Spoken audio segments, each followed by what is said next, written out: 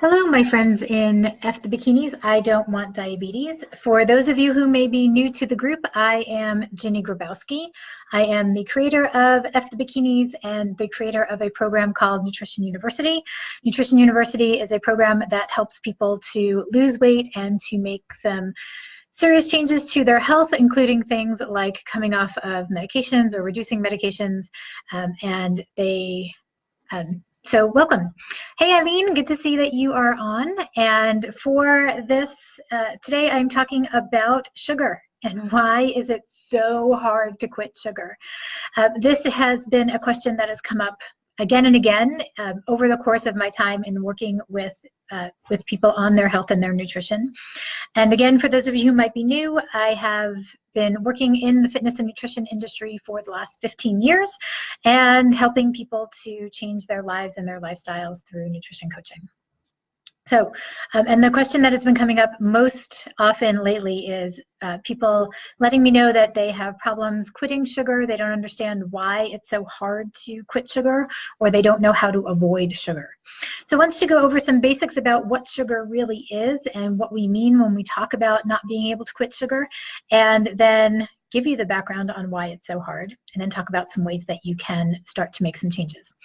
So as I'm going through this, if you have any questions, just post them here down in the chat. I should be able to see them here on the side, and I'm happy to answer your questions. So what do we mean when we say it's so hard to avoid sugar and why can't I stop eating sugar? Well, a couple things to keep in mind. Number one, the brain and the body work best on glucose, period. End of sentence, end of story. There's a lot of controversy, not really controversy, but there's a lot of chatter out there, especially on the internet, about ketones and about using protein and how your body really prefers them. Not true. Your body prefers glucose. Your brain uses glucose as the primary source of fuel, period. It's its favorite thing to take in and to use. It's the easiest for your body to digest. It is the easiest for our body to use. So what does that mean? Where does that come from? It comes from carbohydrate. Now, when we talk about carbohydrate, two very different things to keep in mind here. One is, of course, the carbohydrates that are good for you, which are complex carbohydrates, and we find them in things like fruits, vegetables, grains, and legumes.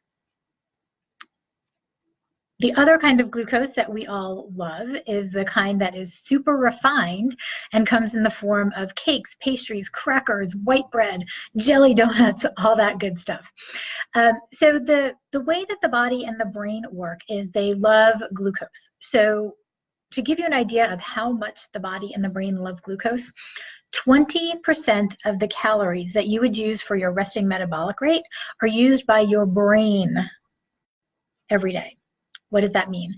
Your resting metabolic rate is the minimum number of calories that your body needs just to exist. So not counting walking around, reading, watching television, reading the newspaper, none of those count in your resting metabolic rate. It's what you need just to exist. So for cells to continue to divide, for your brain to function, that is your resting metabolic rate. 20% of the calories that you require every single day go just to your brain and to support your brain function. So what does that mean? My resting metabolic rate, to give you an idea, is about 1,700 calories a day. That means about 350 calories that I eat throughout the day are burned off by my brain.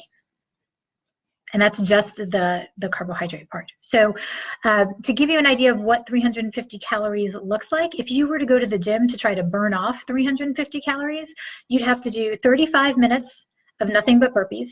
Doesn't that sound like fun? Or you could walk on the treadmill for an hour at a pace of about 3.5 miles an hour, which is a pretty slow pace, but it would be just walking on the treadmill for about an hour. So that many calories are used just by your brain. So what does that mean? It means that your brain is in a constant demand of, I need more glucose, because it's the thing that keeps us going all the time. So we have a huge demand for glucose just for living and breathing and being. So this makes it hard for us to resist glucose because that's what our body and our brain want. So we can try and do all kinds of things to avoid that. One of the things people talk about is using willpower, and willpower really doesn't exist, because if your brain and your biology want something, it doesn't matter how much you tell yourself you don't want it, you're still going to want it. Your body's going to give you cravings for it. It's going to want more and want more. So that's the first part, is that 20% of what we take in, the calories that we take in throughout the day, 20% of that glucose is going to be used just by your brain. The second thing that you need to know about sugar is that it releases hormones when we eat it. So when we eat glucose in the form of complex carbohydrates, or even in simple carbohydrates, your body releases dopamine, which is a feel-good hormone. And it also is a hormone that tells us, hey, that was really good, do it again. Do it again, do it again, do it again. So as we are taking in glucose, our brain says, hooray, and then the hormones in our system say, go, I need more of that, go get me more of that. Now, back in the day, meaning like the Miocene era and even in the Paleolithic time, where sugar was not readily available, that would mean things like, hey, you just ate a carrot, awesome, go get more of that because I need more of that complex carbohydrate. Well, now that looks like Little Debbie's Cakes and Crackers. That looks like pixie sticks, where we just take a shot of sugar and a little bit of flavoring, and our brain is really excited. So while this was something that was a positive for us a long, long time ago, in our modern day, it's something that makes our lives very difficult. So we have the dopamine being released, and the other thing to know about dopamine is we build up a tolerance to it. So as we get more and we get more concentrated forms of glucose, this hormone is now becoming more active, and it is poking us more and more and more to get more glucose, more glucose, more glucose, because we want to continue to get to that feel-good place. And to get to that feel-good place, it's going to take more of the same glucose to get there. Hopefully that all makes sense and you're still with me. So now, as I was saying, we have these concentrated forms of sugar. We have things like pastries and jelly donuts and pixie sticks and all kinds of other ways that we can incorporate this super concentrated form of sugar and glucose into something that's very easy for us to acquire. Well, now I've got something that's easy to acquire. I don't have to work real hard. I don't have to go dig up, like I would have to go out and find a berry or a carrot somewhere, which would burn a whole bunch of calories. I would find a little stash, let's say, of berries. I could eat all those berries, and then I would survive for a little bit longer. That doesn't happen anymore. Now I go to my closet, or I go to the supermarket that's across the street, and I get my little sugar fix. And the next time I want it, that's all I have to do. I have to expend almost no calories in order to get that reward. So processed foods actually act almost like a little bit of they're a concentrated source of this sugar. So they are almost like a drug. So this is why you'll hear people talking about, oh, sugar is so addictive, it's a drug, it should be regulated. Well, that's kind of taking evolution to a different place.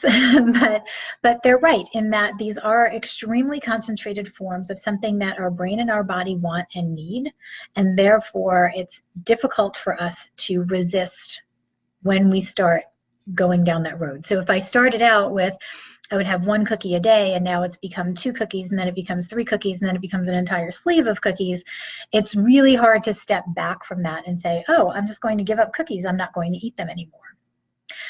So what do? We have to make some serious changes, and we need some support, and we need some help for that. Taking steps like adding in more fruits, because that's still going to be a concentrated form of sugar, but it's a sugar that's going to take your body longer to break down because it is wrapped up in fiber and phytonutrients and water and other things that are going to take a little bit longer for your body to break down.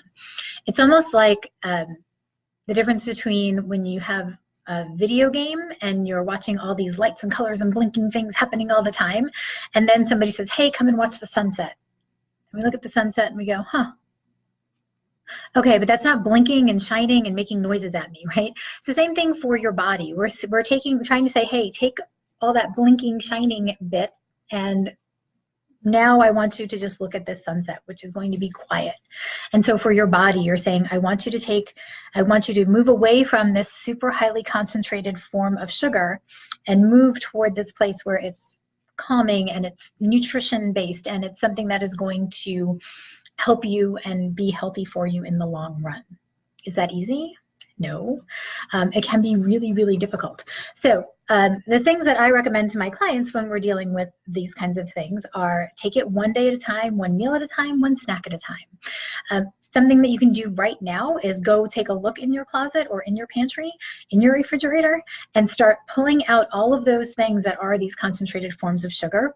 My recommendation is get them completely out of your house. So put them in the trash, take them out, take the trash out to the dumpster, take it out to the outside, whatever it needs to be, but remove those things from your house, because if they are not as easy to get to, then we just don't get them as easily.